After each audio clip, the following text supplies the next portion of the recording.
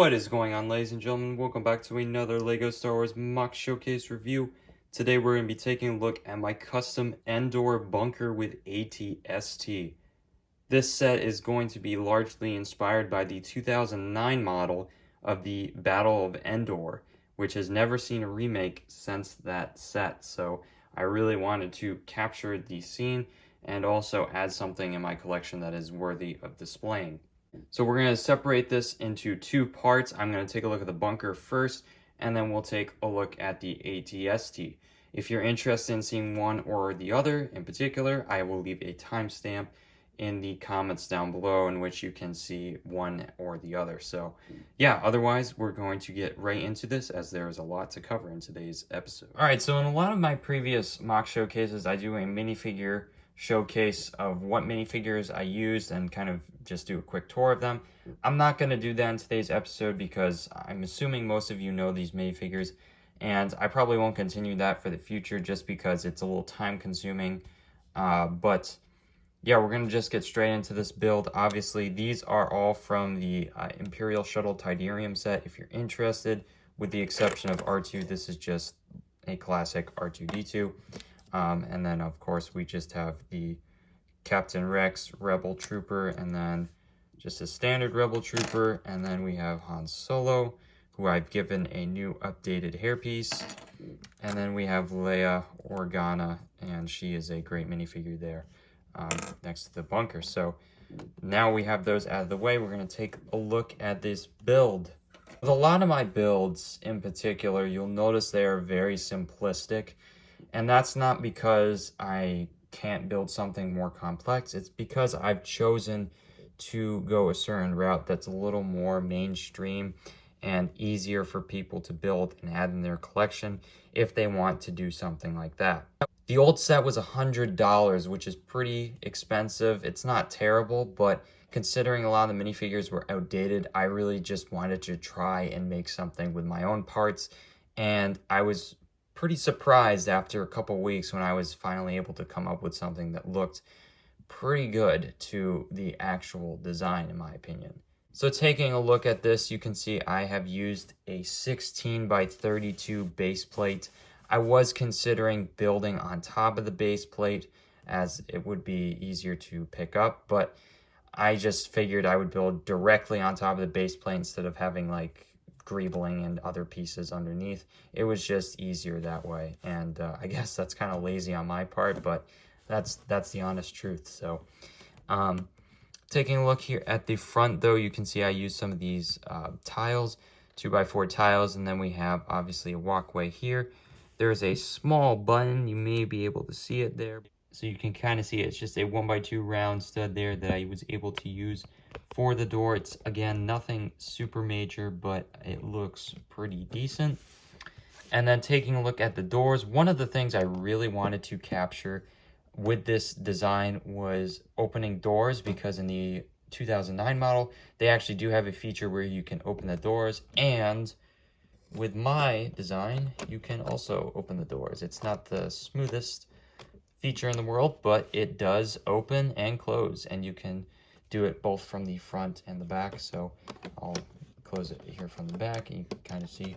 Again, though, it's a very, very simple build. It's actually kind of wonky in some cases. It doesn't work all the time, but it looks okay, I would say. It definitely could use some improvement, but it does the job. That's all you need to know. Taking a look at the outside, though, you can see I was able to use some of these angled pieces here to just capture the look of the bunker. Now, the one thing that I didn't have were the angled slope pieces that kind of protrude outward, and I kind of just dealt with it in the fact that I made it more of a boxed rectangular shape, and that's okay. It's not great, but if I had the parts, I definitely would have used them. But again, I used what I had available to me, so this is what I could do. But yeah, we'll take a look at the back and see how these are connected in just a second. Taking a look at the side, there's just really not much, and it's not the best detailing in the world. I just kept it simple. Whatever I had, I kind of just threw on there, and more or less it's the same on the other side. If we flip this thing around, So we flip that thing around. It's a little bit different, but again, it's just not, not the best design in the world. All right, so now we will take off the top, which is also a feature that I wanted to include. But before we do that, I'll just quickly show you some of the greebling and detail we've included up here. I had quite a few of these dark green leaf pieces from the Ewok village that I was able to use. And then we also have the two little bunker things. I don't know exactly what they're called, but they're up there. And yeah, so it just comes off like this. You can see it's just mainly plates and stuff and whatnot. But if we take a look at the interior, I've tried to add some stuff in here. So we've got like a couple of computers. Obviously, we've got some stormtroopers and a scout trooper.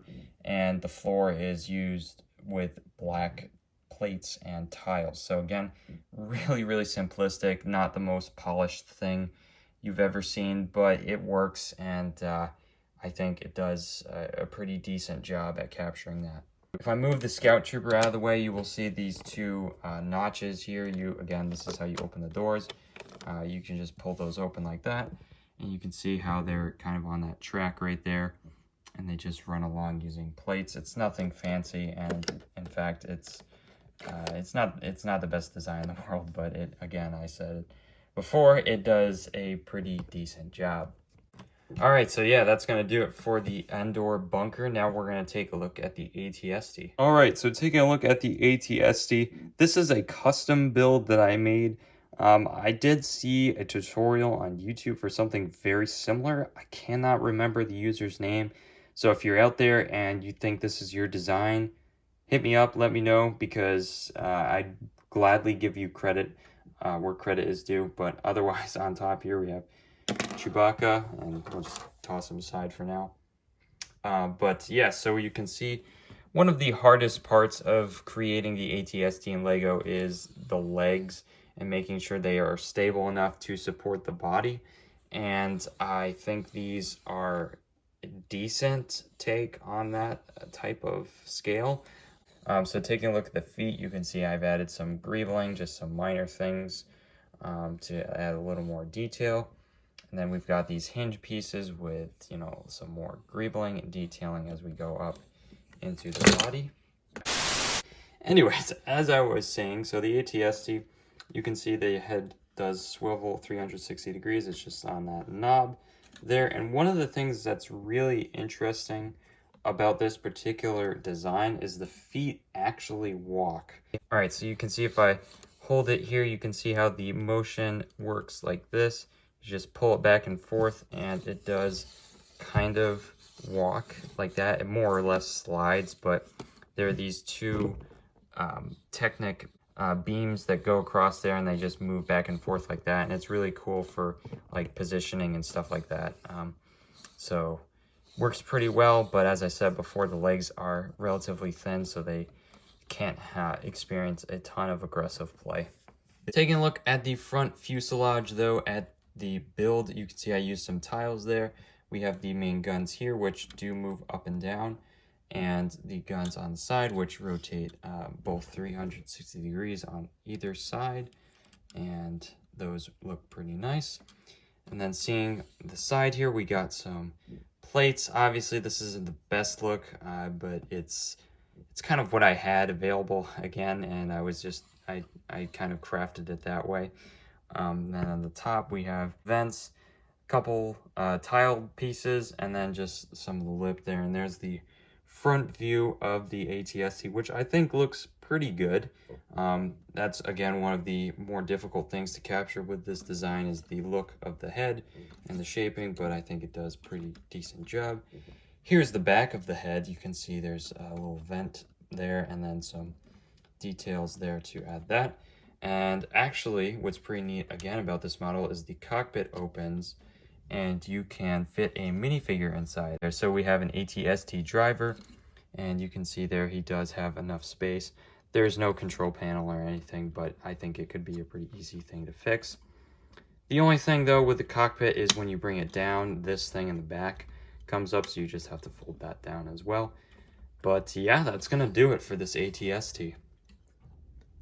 Alright guys, that is going to do it for today's MOC Showcase review. Definitely let me know what you guys think of this MOC down in the comments below. But otherwise, guys, that's going to do it for today. Thank you all for watching, and I will catch you guys in the next video.